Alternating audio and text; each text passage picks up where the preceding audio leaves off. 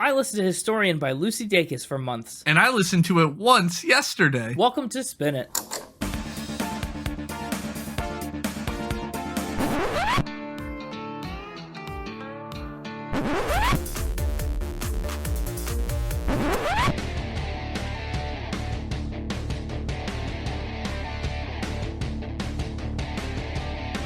Hello, everybody, and welcome back to Spin It, the Record Ranking podcast for people who would rather be listening to music. I'm James, and with me is Connor. Hello there. And today, we are historians. Aren't we always? I kind of feel like we are historians every week, but the degree that we go back into history very much depends on the artist and the album. You got to reach a lot farther back for George Gershwin than you might have to for Lucy Dacus, given that their lives don't really overlap even a little bit. But we're pretty much always historians, yeah. I'm jazzed about this episode. I'm jazzed about it for itself, but also, this is the episode that completes a trilogy that unlocks a special fourth episode. Yeah! It's like when you complete all the side missions and a bonus mission unlocks in a video game. Yeah, these are like the bosses, and then we unlock the final boss. These are the ones that like you fight leading up to the room, yeah. Yeah, like the secret boss. Well, this is our third of 3 episodes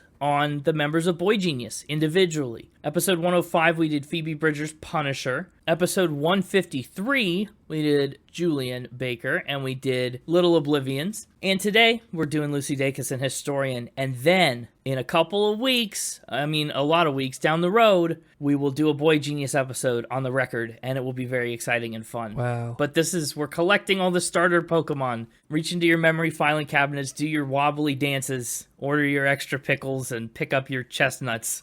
It's another Boygenius precursor episode. What a journey it's been. So have you heard of Lucy Dacus independently of when we've talked about her and Boygenius in the past? No. Okay, so I'm guessing this is 10 out of 10 new tracks for you. Sure is. Oh boy, that's fun. Well, let's get right to it. Lucy Dacus was born on May 2nd, 1995, in a suburb of Richmond, Virginia. She was actually adopted as a baby. Her father was a graphic designer, and her mother was a music teacher and a professional pianist. Another case where one of our artists just got the earliest start possible in music. And it's true, Lucy loved music from a young age and bought her first guitar off of Craigslist in her middle school years. Some of her biggest musical inspirations include bands like LCD Sound System, Wilco, Yo La Tengo, Andy Schaaf, and The Cure. A little out there, a little indie, a little edgy, good stuff in that mix. We'll probably end up with at least a Wilco episode out of that bunch, if not all of them, eventually. Have you heard of any of those bands either? Or is that just meaningless points of reference for you? I'm just here for the journey. Well, she might have been inspired by Journey, but I don't think it was as major of an inspiration as the rest of those.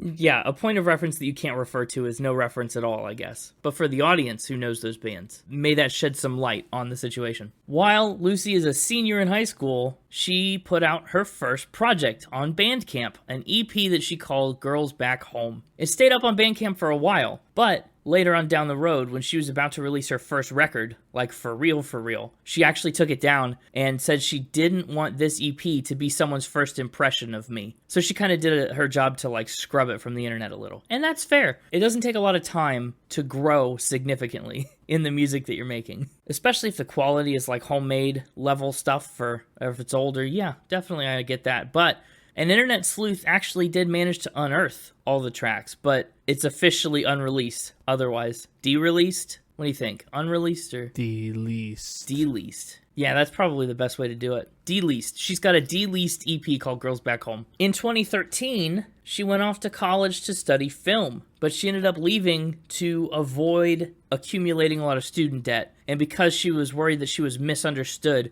by the university in their film studies program. Also, fun little side note, that puts her in the subclass of artists who have tried to do film before music. We've had a few of those, right? Like Childish Gambino, Kid Cudi, Vampire Weekend. And I always think that background ends up particularly compelling. It just like affects the way that people write lyrics, I think. Gives them a good storytelling sense. Good for world building. And in addition to studying film, she also, following in her father's graphic design footsteps, she spent some time editing photos. That's cool, and I think unique amongst the people we've talked about so far. But her first official single, I Don't Want to Be Funny Anymore, which couldn't be about us. Couldn't be. We're too funny to not be funny. We're pretty funny. Although I think saying it makes it less true. Or it's what makes it more funny. Maybe, you know what? Saying that we're funny and then not being funny makes it funny that we said that we were funny. Think about that. But I Don't Want to Be Funny Anymore, the song, came out in November of 2015, and her Nashville-produced debut record, that was actually the product of a school project from back in the day, that record was released in February of 2016. It's called No Burden. It's got a Metacritic score of 79 out of 100.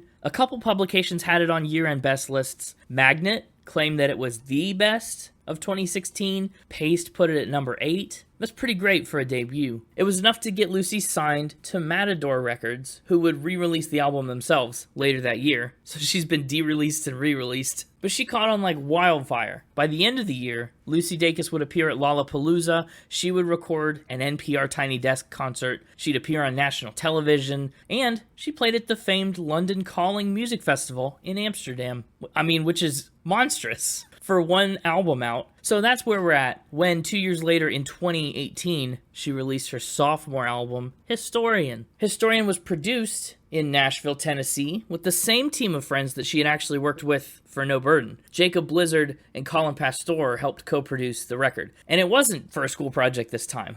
It wasn't leftover material and stuff. So the band, generally speaking, had a little more time and a little more breathing room to work on the material and craft and create it. It wasn't already established songs that she'd written. The record also features contributions from 2 drummers, 2 trombonists, 2 trumpeters, a violinist, and a viola player. I was like, what do you call someone who plays the viola? A violist. That's right. I don't know if you just looked at my notes and saw that was right, but that's correct. No, I honestly thought that was wrong and just said it because it sounded funny. Well, you were correct. Well, it might be funny, but it's violist. But she had a violist. They also had 5 other mixing and mastering engineers for Historian. So it's a pretty big team. But I think it pays off. I really love the sound that those instruments contribute to so much of the atmosphere of this album. They recorded the entire album, track 1 to track 10, in a single week back in March of 2017. She conceptualized Historian as a song cycle, a baby concept album that she said was about living through loss and the inevitable darkness of life, and doing so hopefully and joyfully. So that's cool. We don't have many song cycles on this podcast, I don't think. We hit a few, but I think this one's a bona fide one. Bona fide song cycle? You know it. Historian was officially announced in December of 2017. Night Shift was the first single. And over the next few months, Addictions and Next of Kin would also appear as singles. It proved to be a significant improvement over No Burden. It got a Metacritic score of 82 this time around. Critics were pretty generous, but as one might expect, given the job title of critic, they were a little critical. AllMusic said, ultimately, the forte passages don't encroach on the songwriting as they underline the emotion, but they do at times step on Dacus's voice when she's clouded by high-volume accompaniment or even vocal processing. Thankfully, those moments are brief and rare, allowing her lyrics an expressive sense of melody to shine. So that's interesting. I guess they would give it a low production score, but a good music and lyrics score, if they were doing it like me. And speaking of her voice, I feel like she might have the most powerful voice out of the 3 members of Boygenius. Does that track? Did that seem true to you? Yeah, I would say definitely. Yeah, and I think it's kind of wild that that's the case, and that they're still saying that the production on this record stomps on or gets in the way, encroaches upon her voice and her singing, because I really didn't necessarily think that was the case. But maybe I'm so used to the other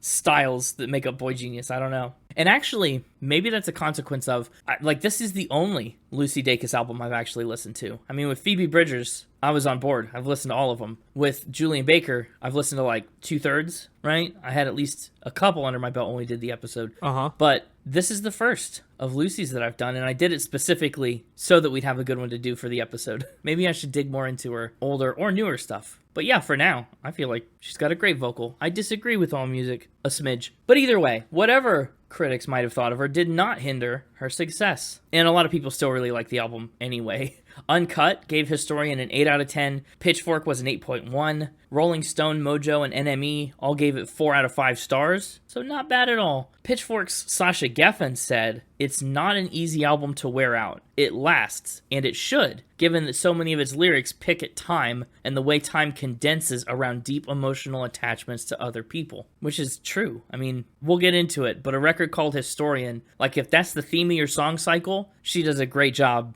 at stringing each of these songs to that theme. It's really cool. Historian did not end up making it into the Billboard 200, but it did chart at number 20 on the top album sales chart, number 12 on folk albums, and number 8 on the top tastemaker album charts in the US, and it charted in Scotland and the UK. And it was on 13 different Best of 2018 lists. Nice. It is very nice. Now, here's another question I have to ask you. What would you call the genre of this album? I know you're a little genre challenged sometimes. Hey, you didn't have to say that loud. Well, I couldn't say it in my head, then the audience wouldn't have heard me say it. I would call this alt rock. Alt rock. Okay. Yeah, like an indie rock, like a folk punk, that type stuff, right? Yes. I agree with that. But one thing I discovered as I was researching this record is that some people who shall not be named, mostly because I do not know who they are.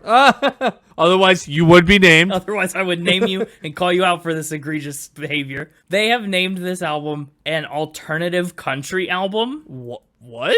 Yeah, I know. I saw that classification, that genreification, and I said, absolutely not. Are we listening to the same country music? I'm not seeing much crossover. Yeah, I don't know. So if you're out there and you called this an alternative country album, watch your back. Shame on you. So that's what's up with Historian. That's the album we're talking about today. That's its history. That's its history. I didn't even mean to say that, but I did. That's funny. It's pretty funny. But it was at this point after Historian, or right around the time of Historian, in 2018, when Lucy Dacus joins up with Phoebe Bridgers and Julien Baker to form their supergroup Boygenius. And just like the last 2 episodes, you're going to have to wait for the dedicated Boygenius episode for all that good info. We're gatekeeping it. It's behind the paywall, but the paywall's not monetary. It's just the investment of your patience.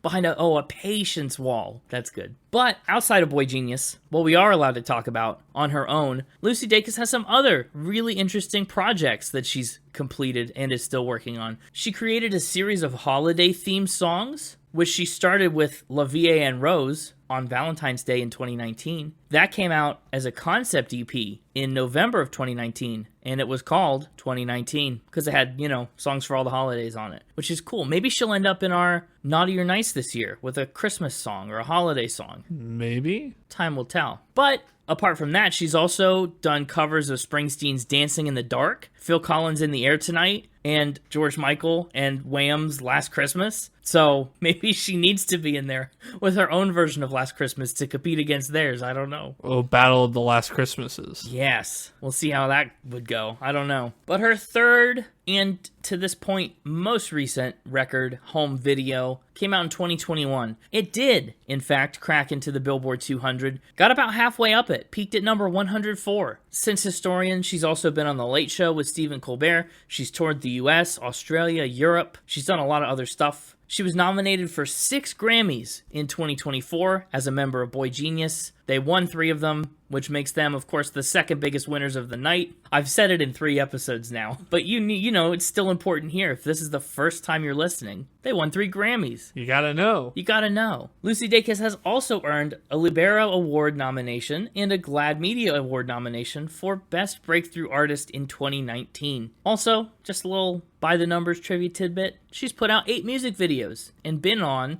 a total of 15 tours, which is a lot of tours for an album releasing career that started 8 years ago. That's 2 tours a year. So yeah, that's where we're at. That's all the stuff you need to know before this album analysis of Lucy Dacus and Historian. But there's a lot of stuff you didn't need to know too. And that stuff is going to be coming to us from the Mixtaper himself. Hey, it's me, the Mixtaper. Well, hello, supervillain. That's me. You always ask if I'm prepared for another round, but I want to know, are you prepared for another round? Really, it's me projecting because I'm scarcely ever prepared. I mean, there's some episodes where I feel confident, and then on those episodes even, I trip myself up. Yeah, but for the most part, I think on the average episode, I feel pretty unprepared for Factor Spin. Because you just come up with some wild stuff.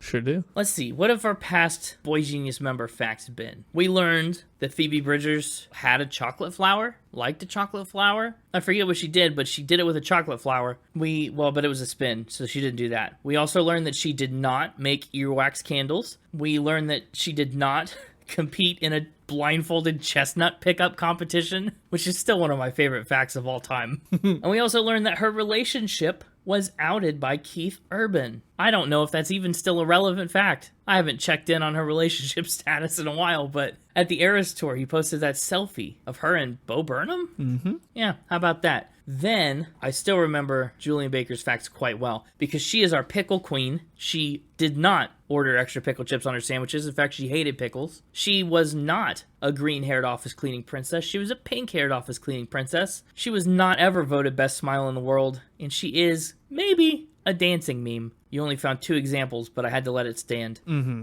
Interesting to note, though, that I went 50-50 on Phoebe and 1 for 3 on Julien Baker. So if the trend continues for Boygenius-themed episodes, this will be a shutout. Boy, I wish. I keep getting worse. Now that you said that, though, now you're going to, shut me out. Well, that'd be nice. From your lips to God's ears. Well, you ready to get into these historical facts? Oh, no. If these are all, fake history, I don't know. Let's figure it out. Yeah, I'm ready. I'm pumped. I really just said that because of the title of the album. Okay. I know you hate it, so that means I love it. Pick a number 1 through 4. I hate it. I think I'm going to pick number 2. She loves to be wet. Okay, from swimming or standing in the rain or crying? What else? Just likes to be wet. Just in any form. Yeah. She just enjoys being covered in water. Is it water? Or does being wet from other things count too? Well, her examples were water-based, but the fact that she said, I just love to be wet does imply it could be non-water-based things. Right. Like Gatorade or who knows? The problem is, those kind of things, while you may love being wet, tend to lead to you being sticky. Well, sticky is just being wet slower. Slow wet. Yeah. You're right. That is not as appealing. Does she, I guess, I don't even know what more to ask. Does she prefer being wet to being dry? Given the choice, what percentage of the time is she going to be covered in water? I'm sorry, I don't have a percentage for you of what percentage of time she'd like to be wet. Yeah, I just don't know. Just that. I just don't know if she, would rather be wet all the time and, live in the water. I mean... Or if it's just, a nice change of pace. Are you asking if she wishes she was a mermaid? No, not exactly. I don't know. Just that there's something magical about being wet. Magical how? There's something magical about being wet, dancing in the rain, taking a hot shower, swimming in the pool with your friends. I just love it. Okay, she just generally loves to be wet. Yep. Those are all water-based examples. It's true. Yeah, I guess I'm going to say this is a fact. Sure, it was kind of reduced to a point of being very strange, but I think it's a fact. Strange tweet. This is a spin. Oh, boo. It was so easy. It felt like it was right there. Yeah. So she hates to be wet, is what you're telling me. Well, no. Can't stand it. I don't know about that. I mean, at Lucy Dacus, do you hate being wet? It's a pretty specific question. But does she love being dry? I mean, do we know? What is this? How do you say this? I don't know. You just make it up? A fan made it up. Actually, this is a fan submission. Oh, man. Well, we're well on our way to a shutout. Unfortunate. A quarter of the way there. Yeah. I can't believe that wasn't true. I don't know. It just was so simple. That was a very clean spin. It was. There wasn't a lot of detail, but you didn't make up a lot to, make me believe it was outrageous. It was pretty compact. I liked that one. Glad you liked it. Wish I came up with it. I didn't like the outcome, but I liked the execution. Let's go even numbers first and jump to number 4. She almost died. She almost died? What was almost her cause of death? Death via electricity. Oh, that's a bad one. That one can cause a lot of complications even if you don't die. If you get to the almost point, you probably still dodged a few bullets. Metaphorically speaking. Mm-hmm. Not literally, because then that'd be a different kind of death. What'd she do? Grabbed a live wire. Oh, ow. Oof. How live? And how big of a wire?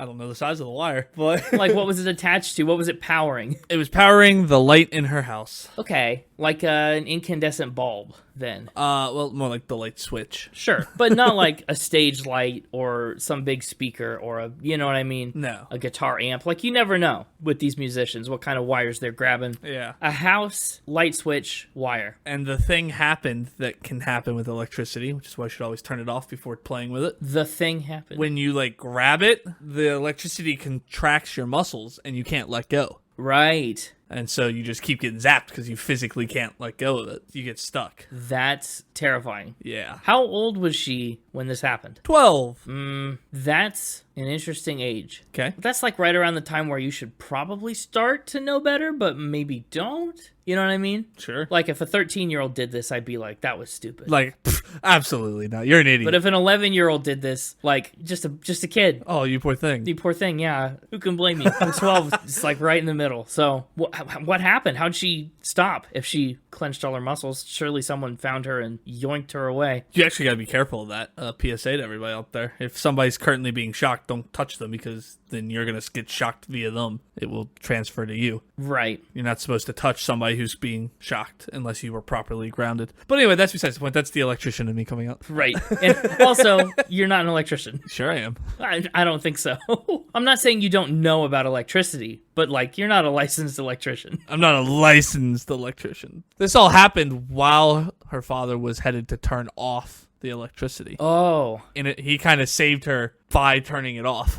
He pulled the wire out, turned his back for half a second, and things went awry. And I have no idea how long. yeah, just figuratively speaking. I mean, the breaker's usually not right next to the light switch, but Maybe it was. I don't know. maybe. Hey, you know, I don't know what the wiring situation was in Lucy Dacus's childhood home. See, if you did, that would be very suspicious. You said almost died. How close to dying did she get by grabbing this? Like, how long? Bad enough that she had electrical scarring up her arm that had to be medically treated. Whoa. Like you could basically see the path that the voltage or the amps were taking up her arm. Wow. That's pretty intense. What else do I need to know? I don't know. Whatever you want to know. I guess I want to know that this is a fact. I'm going to lock in that this is true. Locking in another true fact. Well, I hope it's the You first locked real in. true fact, but I Yeah, did well, lock in fact another time. I see how that got confusing. Also, she does love to be wet. That's a really bad combo with this. So it's probably for the best that one wasn't true. This is a spin. Oh, no. I thought it really would be true. Oh, man. Got him again. I, for one, am shocked. If only you were Lucy Dacus. Then I would be a Grammy Award-winning singer and songwriter. I would take that trade-off. What is this? Another fan spin? Hey, I said I was an electrician. Made up an electrical fact. You just made it up? Yeah. Wow. Wow. Well, that was mean. I thought that you would fall for that one just because, again, why would I make that up? I don't know.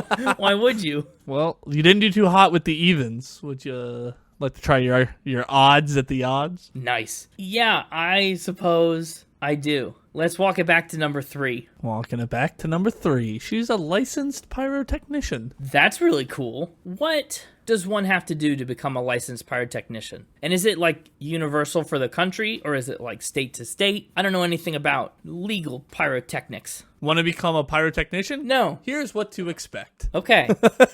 What is a pyrotechnician? It is a person in charge of public firework displays. Well, is it? Yeah, I guess that would encompass things that happen at concerts and sporting events too. Yeah, yep. Fire. You do fire for show. A pyrotechnician has the ultimate authority over the safe setup, discharge, and teardown of the display, but he or she typically does not work alone. To obtain a professional fireworks license, the federal process is fairly straightforward, but there are specific criteria that you are required to meet. So it's national government. Yes. Right. What are the criteria? Is it like a class? Do I have to go watch the training video? You cannot have been convicted of a crime carrying a potential sentence of more than 1 year. Okay. Have ever renounced your U.S. citizenship. Wow. You know what? I did not know nor expect that one to be on the list. Cannot be addicted to any substance. Wait, so you have to be a U.S. citizen to do pyrotechnics? To be a professional. To legally do pyrotechnics. Yeah. I don't know. It doesn't say you have to be a U.S. citizen. It just says you can't renounce your You citizenship. can't renounce your citizenship. So I guess if you never had it, maybe you're still in the clear. Can't renounce something you didn't have. You cannot be currently a fugitive or under indictment. Well, that kind of goes along with the year for a convicted crime. And you cannot not be able to prove the ability to safely store unused fireworks. Wait. You said that like a double negative. I can't tell if you just said that weird or you meant it differently. You cannot... Well, I was kind of saying you cannot everything, and then I realized that by saying I cannot on this last one, it didn't really make a lot of sense. So I had to double negative it. So you have to be able to prove that you can safely store fireworks. Yeah. Okay. And that's it? Well, there's like a background check, and you have to get fingerprinted and fill out an application and some other things. But those are the big ones, according to the site. So anyone could do this with there's no formal training process. I guess. Why did she decide to become a licensed pyrotechnician? I mean, why not? Yeah, because it sounds like a process that you'd have to go through for... Yeah, she thinks pyrotechnics are cool and wanted to use them in shows. But people have people for that. Yeah, and now she's the people for her own shows. She does pyrotechnics for her own shows. Her own shows, and probably if I guess Boygenius ever wanted to do one, they've got her as well. A built-in pyrotechnician. Yeah. So has she done a lot of pyrotechnics, like fireworks and stuff? I mean, I don't know about a lot, but she uses pyrotechnics during live performances of Body to Flame. Of course. Well, that is quite logical. Specifically during the dissonance section, she sets off pyrotechnics. A reasonable thing. Yeah. Does she do it herself is the real question. That is the conundrum. I'm going to say, no, I don't think she's a licensed pyrotechnician. I think she sure does use pyrotechnics in her shows, but I think she's got people for her pyrotechnics. That aren't herself. Right. Well, yeah, if I say I got people, I don't mean me. Kind of implied that I'm not talking about myself. Now, my people get in touch with your people. And then you just call them. It's just me calling you. Exactly. I think this one is a spin. I'm choosing not to believe you. You think correctly. This is a spin. Oh man, a sigh of relief. I really thought that you were about to say it was true somehow, and then that would just put a lot of pressure on the last fact. But she is not a licensed pyrotechnician. Was this because of Body to Flame? What do you mean? Like, did you think of this because you saw Body to Flame and went, oh, yeah. No, I absolutely did. oh, maybe she devoted her life to the flame. The way of the flame. That's pretty much what happened. Okay, good. And I was suspicious of that, and then you said it in the fact, and I was like, whoa, that really kind of threw me off, because... I thought if I owned it, maybe you would be thrown off, which sounds like you were, just not enough. I was rattled, but not shaken. What about rolled? Shake, rattle, and rolled. I think we should roll on into the next fact. Ooh. Way to make a nice, deep cut Bill Haley reference. You're welcome. Big fan of him. Yeah? What's his backing band called? His people. Bill Haley and his people. No, you're kind of close, I guess, with this pyrotechnics thing, but they're his comets. Bill Haley and his comets. Oh. Bill Haley and his people. Well, that leaves us with fact number 1, and they say first is the worst. That's why I saved it for last. Well, I say first is she writes music for plants. Writes music for plants to hear or to perform? Oh, that's a good question.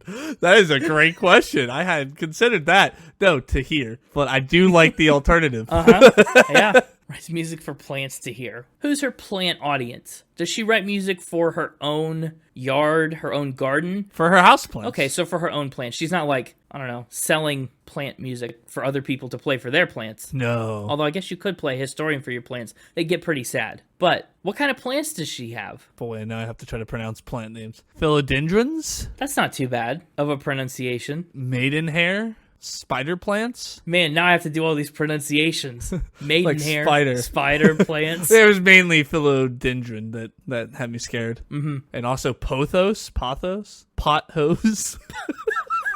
No, they're called pothos. You're right. They're not called pothos. Just try to capture all the different ways that one could be done. Uh-huh. So she's got a real green thumb, is what you're saying. Yeah. What are her plant songs about? Do they have a specific theme or even lyrics? Yeah. Well, she's written a whole album. A plant album. Yeah. 10 instrumental tracks for her plants. And she's recorded and put this out? I mean, not put it out like for people. Put it out for plants. Yeah, played it for her plants. How often does she play it? Is this like a weekend treat or like a daily dose or just constant? No idea. Okay. What does she think it does for the plants? Helps them grow. Like how much? Like a lot? 10%? A little bit? I don't know. Supposedly, classical music and stuff helps plants grow. Yeah, and I believe that about as much as I believe that whiskey in a barrel that hears Metallica is going to taste any different. That's about the level I believe this. I mean, I'm not here to refute the science of plant music. I'm just here to tell you That she did. she believes that, and she wrote an album for her plants. Is she done? Does she have plans to do more plant records? No idea. Boy, I'm really glad that I got the last one right and all the pressure's not riding on this one because that was a doozy. Yeah, okay. I think this one's a fact. I think it's a fact because otherwise we're kind of on an all spins week. And I almost accused you of putting them in this order, but I did that, I think. So You did do that. so that excuse is gone. I think, yeah. I mean, the other facts we're kind of like half and half here. Facts about growth and good things and half about fire and shocking and Oh, gosh. more intense things. And no, wait, stop. Go ahead and lock in an answer for No. me, and then I'll tell you some more information. I'm maybe backpedaling. Oh, he's backpedaling, folks. Go ahead, backpedal. This could almost be too perfect. So, since the Julien Baker episode, at least, if not the Phoebe Bridgers episode, we've compared the Boygenius members to starter Pokemon. Yep, we have. And in the last episode, we were unanimously in agreement that Phoebe was the fire starter. Mm-hmm. And we were torn. I said, Julien Baker's probably the water starter to me. Sure. And you said, I don't know, I need more information, but maybe. Well, I didn't say that. Connor said it. Connor said it. You're right. And that would mean that Lucy Dacus would be the grass starter. And that's why you think there's now a plant-based fact. I see where your brain is going. There's a very obvious plant-based fact here. And the loves to be wet was a water-based fact, and it wasn't true. And so maybe this is your way of telling me that Connor also agrees with the plant-based Pokemon starter. But it also is not lost on me that Pyrotechnician was in here too. And we've kind of got all three elements of starter Pokemon represented in the facts. I see. I think this is a spin now. He's changed his mind to spin. He's going for the deep state conspiracy theory. It does sound a little out there if I'm justifying it like that. I do feel a little bit like Charlie from Always Sunny. With the strings all over the board. All right. So because you think that Lucy Dacus is the grass starter, Yeah. you're thinking that this plant-based fact is a spin. You locking that in for me? Yeah, I'm going to lock in that this is a spin, but I am going to still maintain that she's the plant-based starter. You didn't even, since you're locked in, I guess I'll just tell you everything else I have to hear about this one. You didn't ask like what the name of the album was? I didn't, but since it's not released and just for plants, I wasn't sure she even named it. Oh, she named it. What's it called? Its name is Plantasia. Plantasia. That's really good. Yeah, it's also the title track, first track. And then some of the songs are Symphony for a Spider Plant, Rhapsody in Green, Gross. Concerto for Philodendrons and Pothos, Music to Soothe the Savage Snake Plant, A Mellow Mood for Maidenhair, Swingin' Spathiphyllums? Spathiphyllums? Well, you didn't even try to pronounce that one before. No, I didn't. I'm going to go ahead, now that you're saying all this, I'm going to take a stab here and say that this album is real. This album is real. And you liked it. It's not by Lucy Dacus, but it's real. It is real, and it came out in the 1970s, 1976, Oh, yeah. by Mort Garson. That means this is a a spin. spin. I gave you too Yes. long to think about it. I should have cut you off sooner and made you lock in. I let you think about it for too long. Was it because of the Pokemon starter The thing? deep state is real. My conspiracy theory was right. All four of these. You got your grass starter with the Plantasia. Got your fire starter with the Pyrotechnics. Got your water starter with Liking to Be Wet. And who is the secret force starter that Ash Ketchum gets because he's late to the starter day ceremony thing? It's Pikachu. Pikachu with an electrical fast. Wow. Very sneakily done. Yes. I thought I got it past you, too. You hadn't accused me of it yet, and you didn't seem to have any whiff of it. And then I knew the plant one was going to be the hardest to sneak past. It was close, too. I used wet, electricity, and pyrotechnics instead of lightning, fire, and water. But in plants, you really can't get past No, and I was just a millisecond away from locking in that it was true. I know. I almost got the deep state past you. That was really close. And you know what's funny? You didn't say water with the wet fact, and I immediately turned us farther away by saying Gatorade. Yeah, I know. And not water things. Interesting. Oh, that was close. Yes, thank you to the listeners who helped me fine-tune those facts. So you workshopped them. Oh, yeah. Okay, well, that's wild. A Pokemon-themed factor spin, kind of, but not really. Pokemon starter themed. Which also scared me when you immediately came in talking to Connor about completing the trilogies and the Pokemons and all that. Well, it's been the metaphor we've used since the start of the Julien Baker episode. I know. Well, I'll take a 50-50. Me too. I've matched my best of the Boygenius episodes. Maybe I can add my scores together, and on the Boygenius episode, I'll get a nice 5 out of 4. Good luck with that. Well, that remains to be seen. Until next time. Yeah! Boy, oh boy. That was wild. I thought those were some pretty clever facts he came up with, too. They were. They were very clever. And Music for Plants. It's a pretty good album, actually. Have you listened to Music for Plants? Of course. Once the Mixtaper said Plantasia, I kind of believed it. But as he started listing tracks, I got more and more skeptical because, I was already locked in spin by that point. But it sounded way too involved to be a pet plant project. And it didn't sound enough like alternative country. The genre that Lucy Dacus is famous for making. Famous. Well, let's get into it. Let's talk about the album art on Historian. The album art, the one that you see today on streaming services. It's the art of the album. It is. And the art of the album that you see today with the big red border on most streaming services is actually different than the original. That is the 5-year anniversary album cover. Oh. It's changed. But it's a person floating above a mountain range that looks like it's made of crumpled maps. Via what looks like a bubblegum bubble. A big bubblegum bubble. Yeah. And I couldn't tell you if that's really a big bubblegum bubble. It has to be. It has to be. The way the face is like mushed into it. And it's pink. It does look like the person has an open mouth too to blow it. It's curious. And also, the version of the album cover that doesn't look like this, the one that's not the 5-year anniversary, just has a slimmer red border and the mountains are inside the frame. So really it's not very different. But I will say in that original version, it looks a lot more like a sunset than a bubblegum bubble because it's redder. In this version, it looks very pink, but the original has a bit more of a... Either it's a bubblegum bubble or this weird Slenderman-looking dude is snorting the sun. Snorting the sun. That's interesting. And I bet not right. But he is just a silhouetted little figure there, yeah. I think it's fine. I think it's interesting to talk about an album that's about trying to find joy in the dark times of life and float above all your problems and stuff. I guess the mountain imagery is cool and it looks nice, and that's really the main thing about it, is it looks cool. I don't know if it necessarily matches the vibe of the album perfectly, but that's just me. But hey, if that is a guy snorting up the sun, you know what that would cause? Just trying to get all of his vitamin D before he has to work the night shift. Oh. Okay, that's the place I was going, and we took a different route to get there. Yeah? Night Shift is up first. I hear if you put the sun up your butt, you get your vitamin D faster.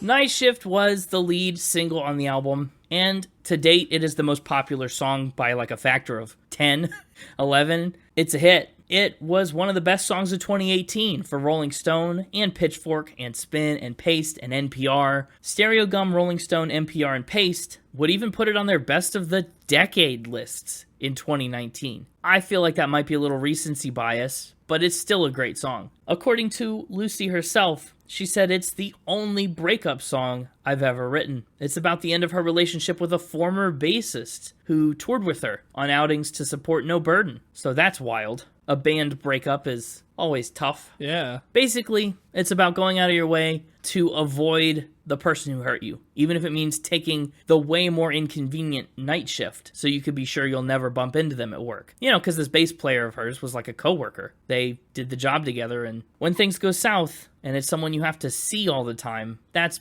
hard for all parties involved. I'll be honest, when this song started, I was very confused by the lyrics. Really? I put this record on, and that first lyric right off the bat Uh-huh. was what made me go, oh, we're in for that kind of an album, huh? I don't disagree with that. I immediately got the vibe of the album. It's just I was thrown off because when they say the first time I tasted somebody else's spit, I had a coughing fit. I thought she was just referring to her first kiss or whatever. It was like somebody else's, just like somebody other than her own. Mm-hmm. And then the second line of I mistakenly called them by your name made me realize, oh, she means somebody other than whoever this person is she's singing about. Somebody else's, yeah. Yeah. But it took for those two things to connect in my brain. There was an error. Had to reboot. I see. It took a second. You got 2 lines into the album and crashed, is what you're saying. Yeah. But then I rebooted and I was good. I got it right. I just got too deep into my own head 1 line in on what this song was going to be about, and then was completely had that shattered by the second line. Right. I think this is an interesting case. I'm glad we did Phoebe and Julien first because I think we can use them as interesting points of comparison. Because we talked about Phoebe Bridgers does a lot of choruses. Almost all of her songs are going to have a chorus. And we talked about how Julien Baker puts you on the ride and sends you through a one-way trip through her songs, right? There aren't a lot of anchoring choruses to come back to and get your bearings with. Lucy Dacus kind of falls right in the middle, where some songs have a refrain or a chorus, and some songs don't. So I think musically, she's a good midpoint. And also the same is true kind of lyrically. I think Phoebe tends to write in metaphors a lot. A lot of Julien's songs were pretty literal. And I think, again, Lucy kind of hits the nail right in the middle. So she gets a good mix of figurative language and direct emotional lyrics. Is 6.5 minutes too long for Night Shift? I mean, it's the first track on the album, so maybe it gets a little pass for fatigue and stuff. It's not a 6-minute track at the end of the album. Not that there's not a 7-minute track almost at the end of the album. But how'd you feel about length? Did you even notice it was long? I did. But I was okay with it because it was the first track. Mm-hmm. I think, as a rule of thumb, if you're going to have a really long song, way longer than most of the other album, it needs to be first. Before I'm so deep in that I'm like, okay, enough already, let's move on, I'm still super intrigued. It's all new. Mm-hmm. It's fresh. That's a rule of thumb that she follows and also breaks. Yeah. Which is good, I guess, the parallelism there. That's a good reason to put it at the beginning. And there's another reason she deliberately started with Night Shift as well. She said it went first in the album order because a breakup song is so immediately relatable. A first genuine heartbreak is a look into reimagining what your life is going to look like. If you accommodate somebody else and you think they're going to be a part of your life and then they're not, you have to reform. The rest of the album has that reforming quality, having the rug pulled out from underneath you and coming back. So that's really cool. I like that paradigm. I like that we start here, I guess like Mr. Wives kind of did, right? Starting at the end, starting when the relationship's doors close and entering into this new era, kind of trying to pick up the pieces and progress from there. Also fun trivia, Night Shift never got a music video when it was first released. As a newer artist, budget was definitely a big concern, and they just couldn't put anything together in a way that they wanted to, so they just left it alone. But 5 years later, in 2023, when the budget was a little more lucrative and it was just a little more doable, she did revisit Night Shift and gave it a proper music video. So that's cool. It is cool. Up next is track 2, the album's second biggest hit. 'Tis called Addictions. Man, this one just sucked me right in. Oh, I thought you were going to say this one just sucked. And I was like, wow, bold. That's the meanest you've ever been to a song. But I got you. Okay, sucked you right in. Yeah, that's good. What about it? What got you? Just the interesting start. No instruments, just her saying freeze frame, but drawn out on the freeze frame and then tidal wave. Just such a unique little vocal run there. And then the way the music comes in on the tidal wave part, on the wave. The instruments are such a vibe. And it's just so groovy, I guess. Those instruments just kind of have a sitting on the beach, listening to someone perform on a small little stage vibe. Oh, I like that. Yeah, that makes sense. I think a lot of it is the drums. I really like what the drums do in this song. Yeah. They don't do too much, but they have a nice, playing on the rims of your snare drum, a good little click to them. I really like that. Yeah, and I really like the way she tells this story in this one. She's a filmmaker and a storyteller. I'm telling you, there's some special sauce in the world of filmmaking. And a pyrotechnician. Yeah, and no, she's not.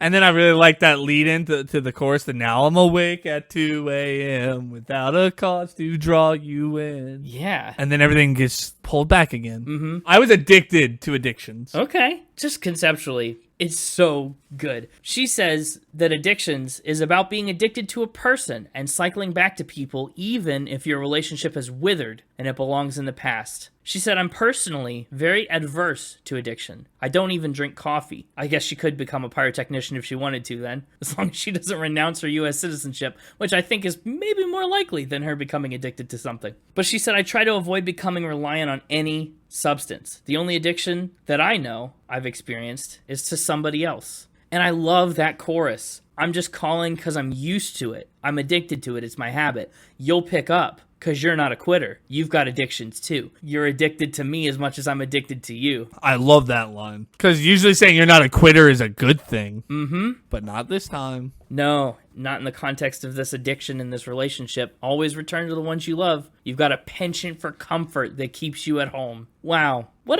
a high point. And at like the 250-ish mark, what the guitar does is just great. That extra fuzz that it kicks into. Yeah, just the way it like goes up the scale in that dead space between her lyrics. Yeah. There's also some brass instruments on here that I can hear. And I didn't even mind the repeated you've got addictions too at the end, because one, it's thematic. You were addicted to it. You know, if you're addicted to something, you know, keep going back to it over and over and over again. But also, each one of those hits a little different. I appreciated that. Plus, the music does the same. It builds behind it well. Mm-hmm. And it kind of ends on this discordant, feedbacky kind of sound before cutting straight back to her voice, like we started the song on freeze frame. Yep. Really full circle moment. Addictions is a sneakily strong track. It's never one that I think about much, but boy do I like it. I mean, second most popular. But I mean, Night Shift is significantly higher on the Spotify plays. Yeah, again, tenfold.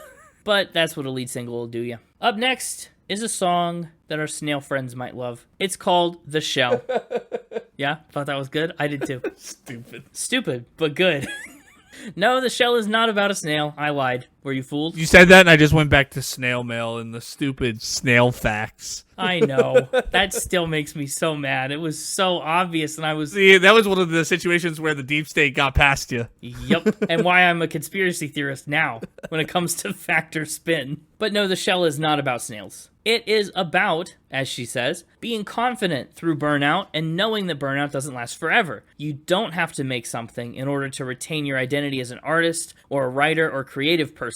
A lot of people think they have to be producing in order to maintain that identity. And she said it's also about feeling a kind of emptiness when you're not creating and feeling like your life lacks purpose or something. If you're not having ideas, you're just a shell. And I'll be honest, kind of relatable. I think peek behind the curtain meta moment creating this podcast is so much fun to me. Yeah. And sometimes we get so far ahead that there's no reason at all to be farther ahead. I know. And so I get caught up on everything. And then when there's nothing to do, I'm just a shell. I'm just twiddling my thumbs. I feel like I need to be doing more. I have to physically, put my foot down and prevent him from just being a year ahead on the podcast. I feel like not physically put your foot down. That's just taking a step. No, I physically put it down. But metaphorically, you put your foot down. We would be a year ahead on recordings if he had his way. He's so addicted.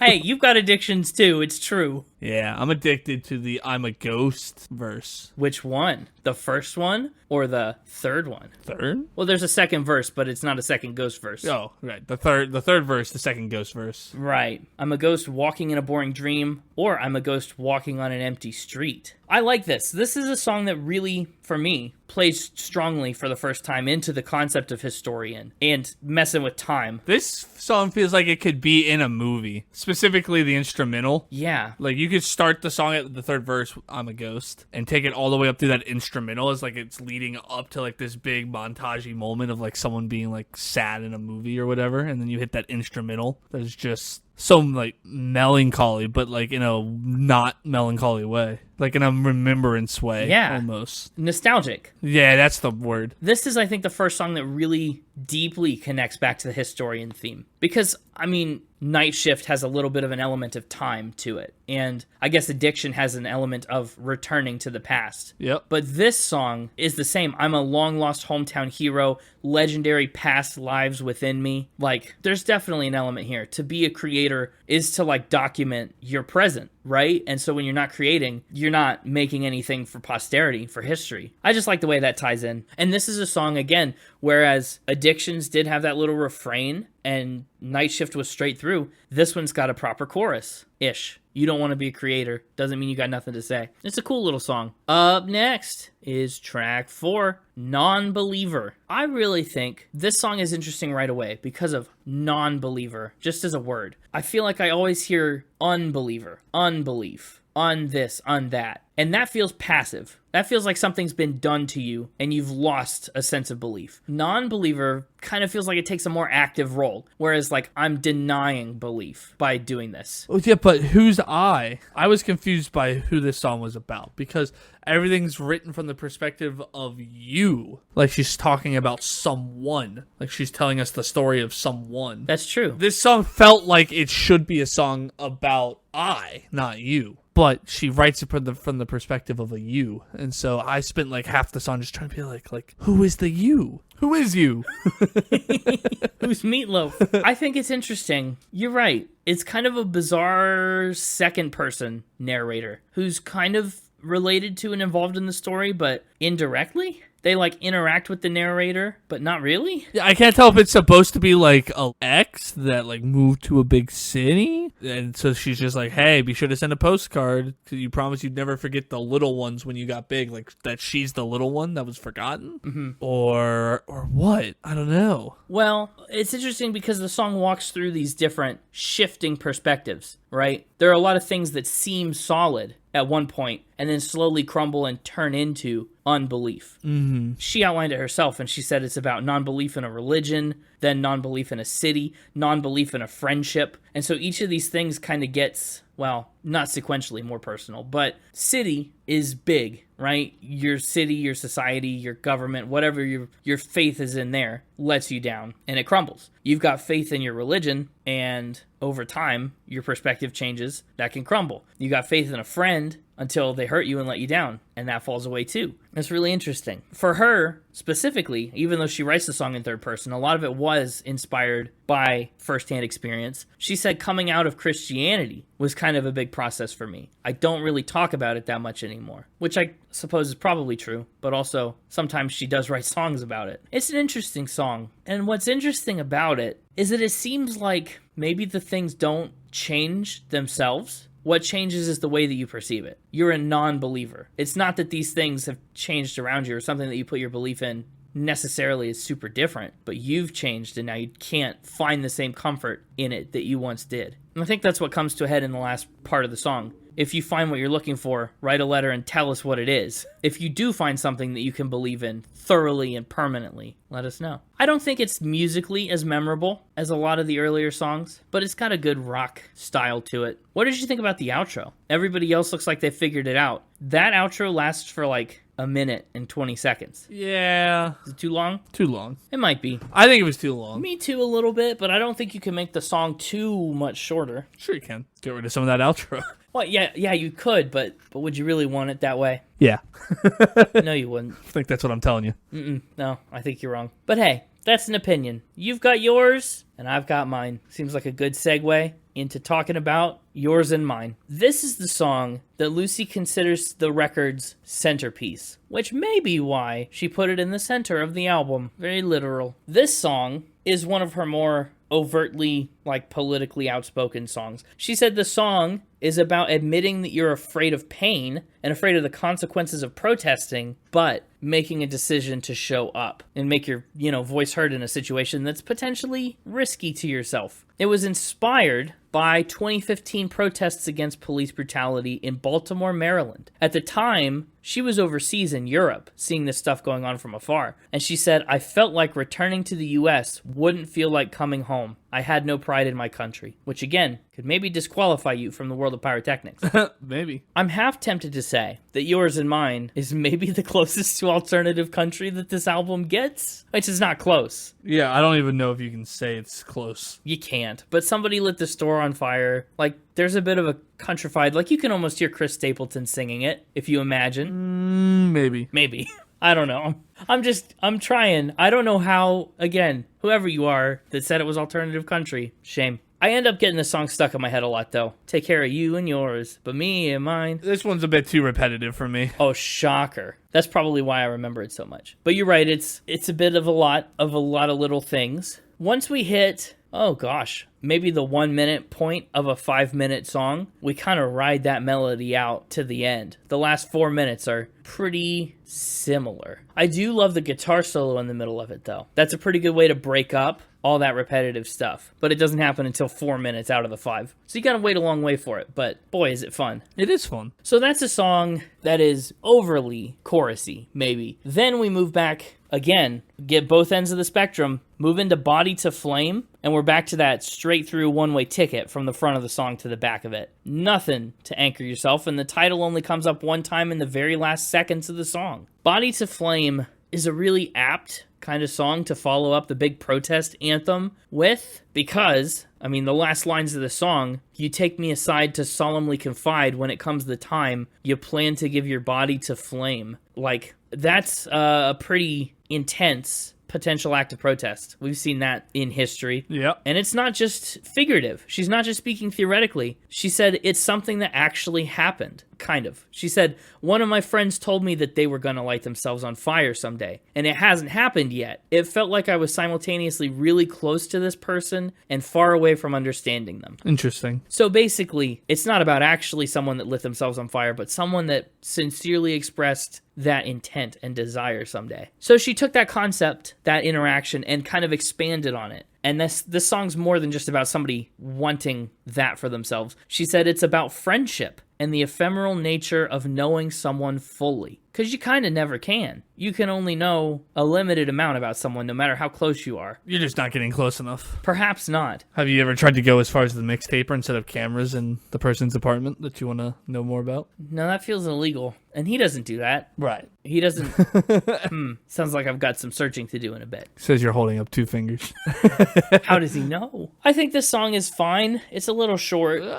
I like the shorter one, though. I like that shorter. To the point. Does what it wants to do, says what it wants to say, and gets out. Well, that's funny that you say that, because the whole first line of the second section of the song is, I'm speaking plainly, trying to stay elegant, eloquent, and akin to you. There's some interesting instrumental parts in here, some string parts. The violists are going to town. I like it, but it's definitely, I prefer myself, personally, I like a song with a chorus sometimes to attach an anchor to. Yeah, choruses are popular for a reason. Yeah, the one-way song can be interesting, but it can also be a harder sell for me, personally. But Timefighter is up next. One of the best titles. That was another one that, one is a cool title, but also I just like the way the instruments behave on this one. This is a great instrument song. Yes. I think it's maybe the best title on the album, really. An album called Historian, about documenting this phase and stage of life. It's like fighting time to keep existing in that moment. It's awesome. Instrumentally, this song kind of almost feels like a blues song for a while.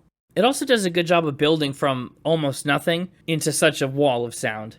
I also think it's got a great chorus. I Fought Time, It Won in a Landslide is such a great sentiment. Such a cool idea. Lucy says Timefighter is about recognizing your own death. That's why it's so raucous. It's kind of a hard, harsh reality. I agree. It has a very bluesy vibe. Yeah, I like it. At least at the beginning. That's kind of how it feels, like an old-timey blues song. Yeah, I really like Timefighter. Me too. And you know, there's that line in here in the later verses. I'm tired of all these wires. And it's a song about death, about recognizing death. So the Mixtaper maybe could have used that to his advantage in Factor Spin, but I missed that anyway. So maybe he didn't need any more advantage. He didn't need it.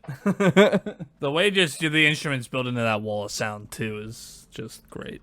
It's really great, yeah. And I think if there's anywhere on the album that I think maybe the wall of sound is what overpowers her a little bit, it is probably on Timefighter. Yeah, but I like it. Not really. Yeah, I like it, and it's exactly its intended effect. I don't know. It does not miss. But up next is Next of Kin. In the same way that it kind of makes sense to go from Yours and Mine to Body to Flame, it makes sense to go from Timefighter to Next of Kin. Because, you know, death and then succession. Mm-hmm. I have a question. What's your question? Will you be my next of kin? I sure will inherit all your stuff, but we're not kin. Great. Then you have to suck on a ginger root then. Oh, you found that lyric? I mean, it's the second line of the song. Pretty easy to find. Yeah, maybe it'll taste like ginger ale. It won't. It probably would be. Or it would probably taste like ginger, to be honest. I actually don't like ginger. You don't? Well, then why would you suck on it? Whenever I'm not. That's why I asked you to be my next of kin. Okay. Yeah, whenever there's like a recipe I'm following that says add some ginger, I just go, no. Wow.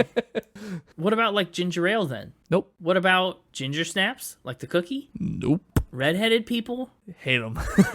Oh no.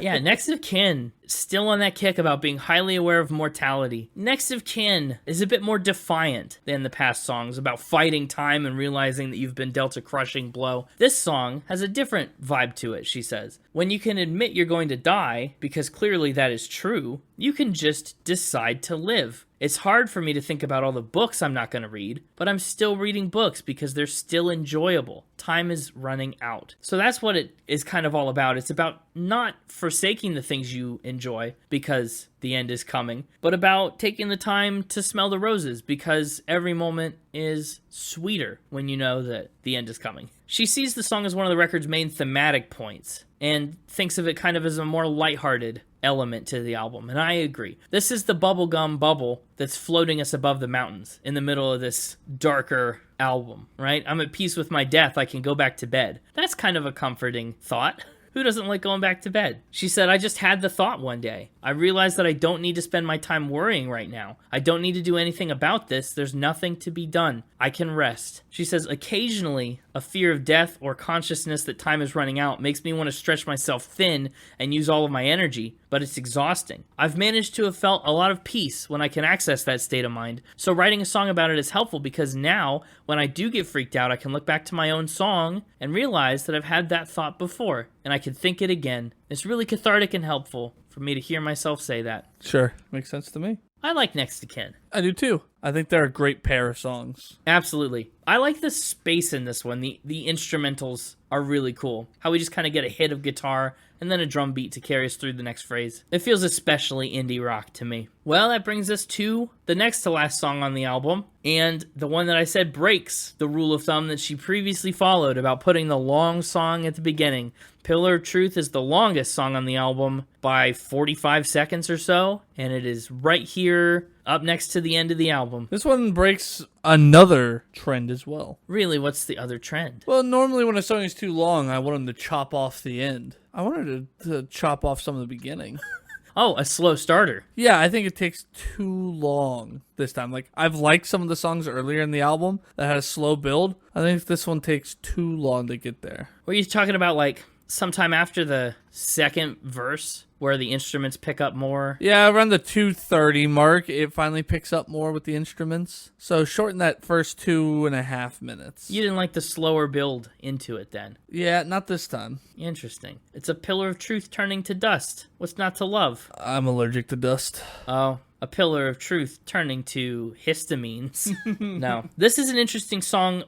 She's good at putting them songs back to back. This is a song that's great next to Next of Kin because this is about her family and her family tree and her heritage. I mean, listen to the lyrics. You're your mother's child. You're a mother of a mother of a mother now, raised in the age of the milkman. Like, oh, it's so cool. She says, Pillar of Truth is about my grandmother, and I wrote it while we were at her house in Mississippi, visiting her deathbed, essentially. It's a positive song, and I have really positive associations with that time because I learned so much from her example and her strength and composure. Knowing she was going to die, and knowing all the people around her were afraid by that, she really took the reins herself. She planned her own funeral. She found new piano teachers for her piano students. She just really met the challenge head on. I really aspire to her level of composure when it comes to death because occasionally death just freaks me out so much, if you haven't figured it out by this point in the album. That last part is my own commentary.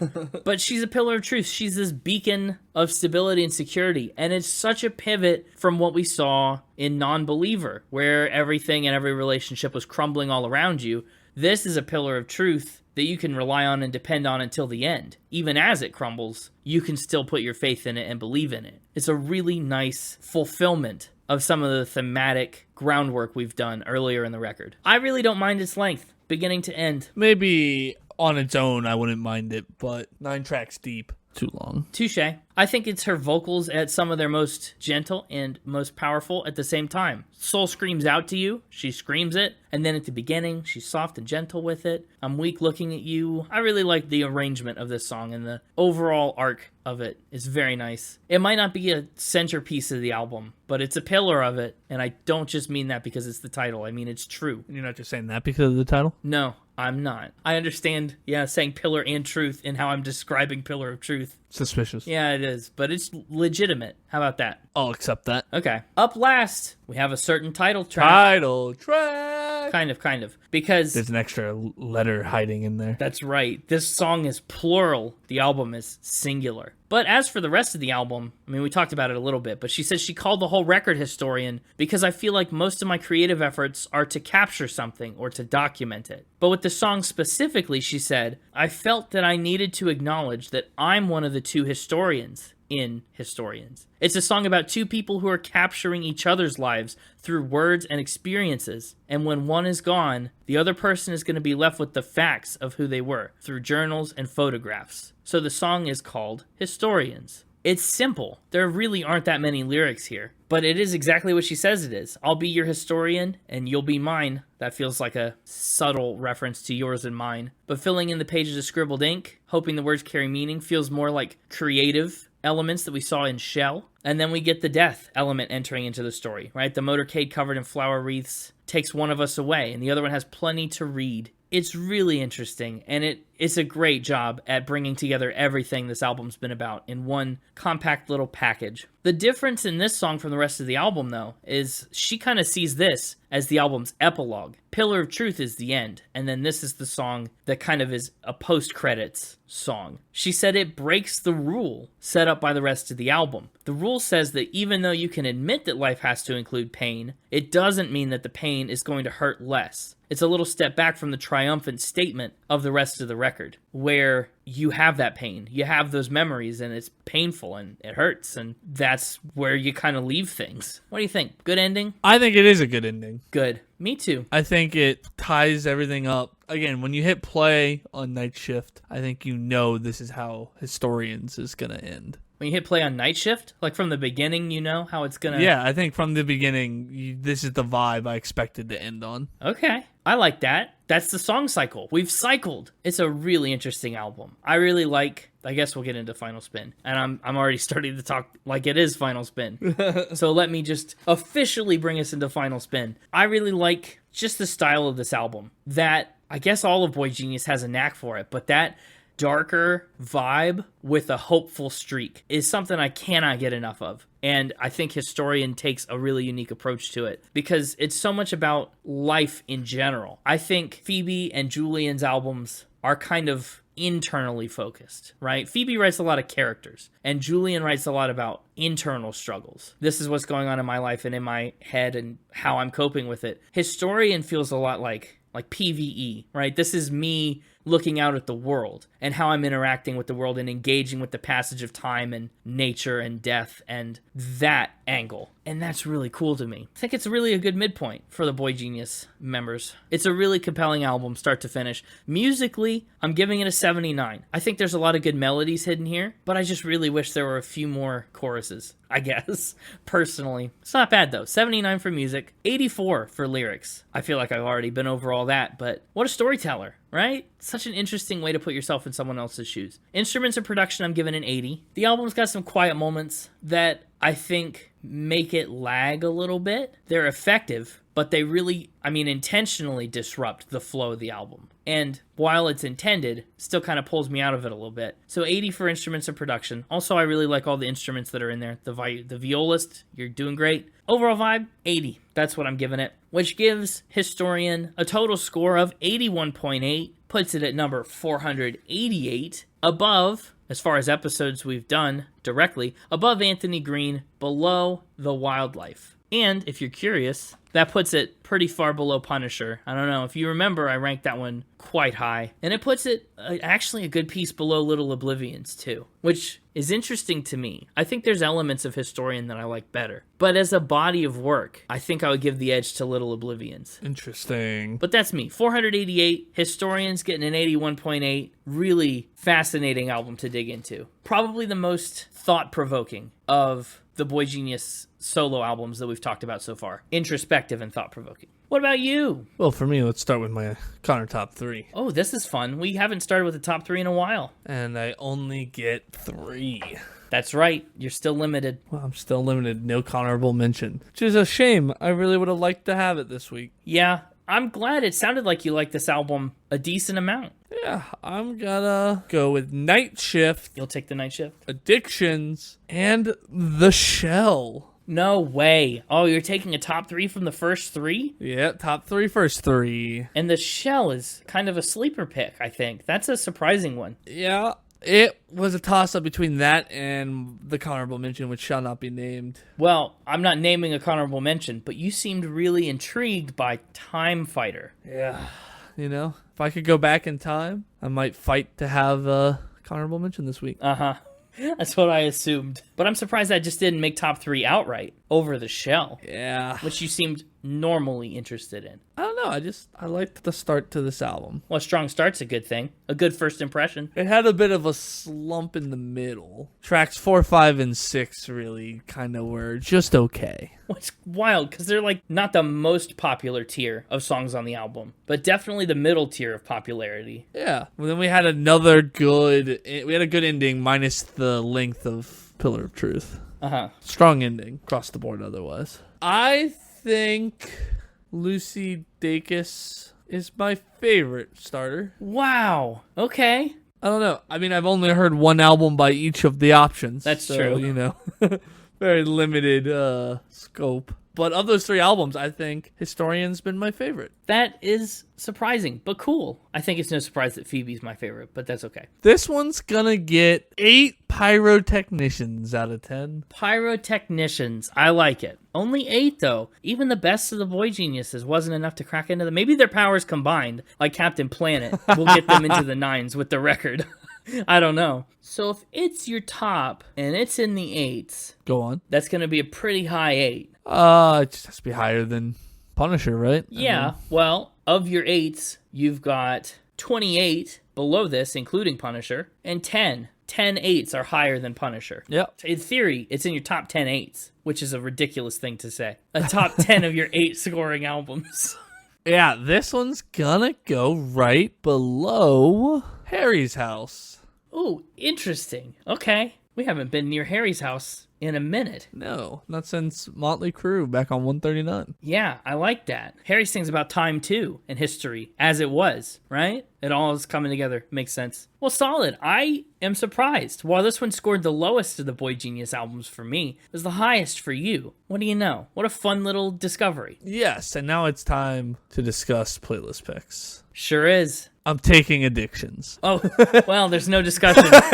Not time to discuss. It's just time for you to assert your playlist pick. Enjoy whatever you'd like to pick. I think I know what you're going to pick, but What do you think I'm going to pick? I think you're going to take Timefighter. Interesting. Yeah, I might. I'm tempted to go for, yours and mine always get stuck in my head. I don't think that's necessarily for the playlist. I'll be honest, yours and mine maybe was my least favorite. Yeah. Well, I didn't say it was my favorite. I just said it gets stuck in my head because it's so catchy. Next of Kin has a really good hook. Pillar of Truth is just too long. Otherwise, I'd consider it. Yeah, I guess I'd really be down to Night Shift and Timefighter, and I guess I'll take Timefighter because it's a pretty cool song. There it is. Addictions and Timefighter. Yeah. Going on the playlist. Well, fantastic. We've unlocked the potential for a Boygenius episode. The secret boss. Coming soon-ish to a podcast near you. How near to you, you may ask? Well, wherever you're listening right now. That's pretty near. So be sure to follow, subscribe, do all the things that you need to do to make sure you don't miss the eventual Boygenius episode, or even the episode we're doing next week. If you want more Spin It, just like we do, you can find us on social media at Spin It Pod on X, formerly Twitter, at Spin It Pod Official on Instagram, formerly Instagram, and www.spinitpod.com. Mixtaper.com, formerly a URL, and currently a URL too. Tell a friend who you think should become a licensed pyrotechnician. That's good. Yeah, What should you tell them? Tell them about the podcast. that's right.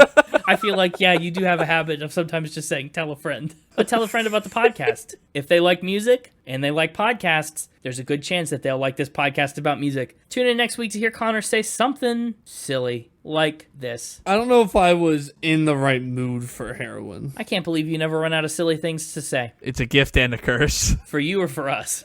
I feel like it's a gift. I like the silly things. I do too, until they get put on a soundboard and used against me. Well, can you blame me? I mean, yeah, kind of what I just did. Yeah, you can blame me because I do it. Well, we'll see you next week. And until we do... What did we usually say? Oh, that's right. Keep spinning! Okay, so now we have to decide definitively. You and I, we gotta hash this out. Are we still in agreement that Phoebe Bridgers is the fire starter? Well, I kind of was until you brought up the good point that Lucy maybe has the strongest voice. Or whatever you said. Yeah. And pyrotechnician. She's not. That was a Mixtaper lie. And that's irrelevant because he lied about all the Pokemon starter types. Yeah. I don't know. No, I think you're right. I think Phoebe's the fire. Okay. I think we can keep that locked in. Now, we've got Julien as the water type is what I think. And I think Lucy's plant. Does that still track? We know that Lucy doesn't like to be wet, apparently. Some may say. You know what? I think I will concede that Julien is the water type. She's got those fluid, funky dance moves. That's right. I forgot all about the dancing meme. How could you? She's a dancing meme, pickle queen. And I guess that just leaves plant. I don't just want to relegate Lucy to plant though. I feel like she has to earn it. This album's all about growth. It is. Well, it's all about death, but it's about growth in the fact that you see death in a different light. It's about the cycle of death and growth. Yeah. Like nature. The circle of life. That's Elton John.